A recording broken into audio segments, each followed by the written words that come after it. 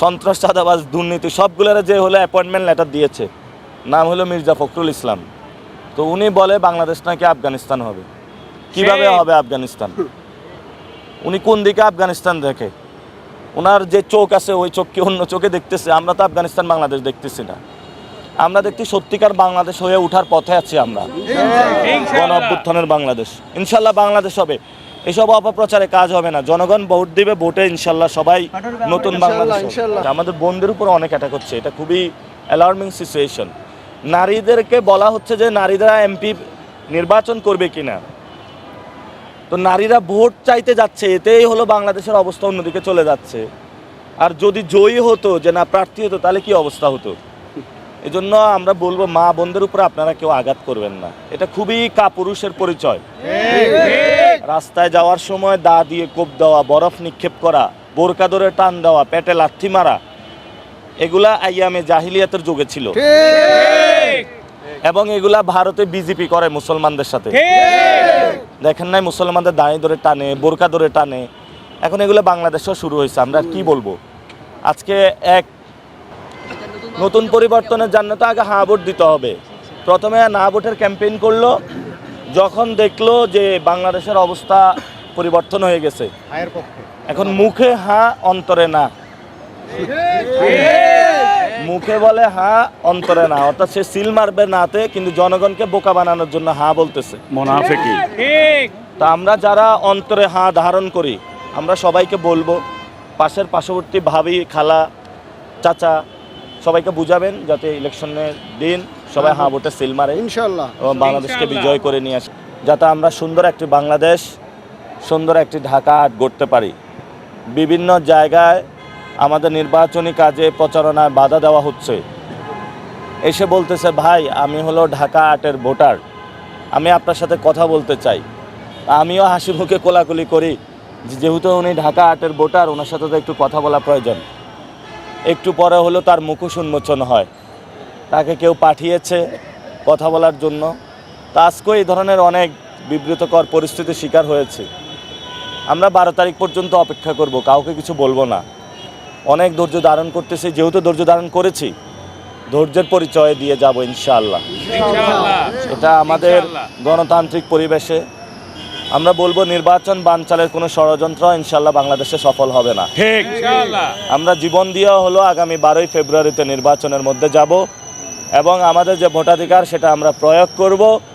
জনগণের হাতে ক্ষমতা ছেড়ে দিব। জনগণ যদি আমাদের ভালো লাগে নিবে, জনগণ যদি না চায় নিবে না। কিন্তু জনগণের উপরে পাশ কাটিয়ে কোনো দল, কোনো ব্যক্তি যদি বলে আমি জয়ী, যদি বলে আমি জয় আমার লাগবেই, এই ধরনের কথা আমরা মানব না। জনগণ সিদ্ধান্ত নিবে কে জয়ী হবে, কে পরাজিত হবে, এটা সর্বাংশে জনগণের উপরে ছেড়ে দিতে হবে।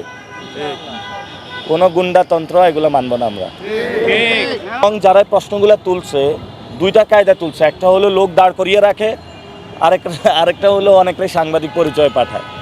দুইটাই সমস্যা। এই কারণে যারা রিনাউন্ড সাংবাদিক, যারা এস্টাবলিশ যে হাউসগুলো আছে, তারা বিব্রতকর অবস্থায় পড়ে।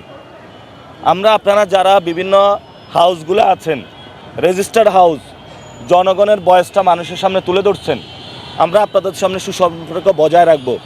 তবে আপনাদের আশেপাশেও আপনারা লক্ষ্য রাখবেন, এজন্য যাতে কেউ এই ধরনের বিব্রতমূলক প্রশ্নের মধ্য দিয়ে মব সৃষ্টি করতে না পারে সাংবাদিক পরিচয়। এটা সাংবাদিক বাইরে আপনারা লক্ষ্য রাখবেন ইনশাআল্লাহ। সাংবাদিক বন্ধুগণ, এখানে যে বিষয়টা, আর কারো প্রশ্ন আছে কোনো? না, এটার একটু বলি, যেন নাসির ভাইয়ের সামনে দাঁড়িয়ে কথা বলা যায়, অন্য কোনো প্রার্থীর সামনে কি দাঁড়িয়ে কেউ কথা বলতে পারছে কখনো? পারা যাবে? তাহলে তো জনগণের প্রার্থীকে এটার জন্য নাসির ভাইয়ের সামনে কথা বলে সে যাচ্ছে, সুন্দরভাবে কথা বলতেছে, যাই যেটাই বলুক, কিন্তু অন্য কোনো প্রার্থীর সামনে তো দাঁড়িয়ে কথা বলা তো যায় না। নাসির ভাইয়ের সঙ্গীরা ধৈর্যের পরিচয় দিচ্ছে। আর একটা বিষয়, আমাদের অফিস যেটা হবে, এটা জনতার অফিস হবে, এটা কোনো দলীয় অফিস হবে না। আর বগুড়ার প্রার্থী তো ঢাকায় থাকে। ইনশাআল্লাহ আমাদের অফিসে কথা বলবেন একসাথে।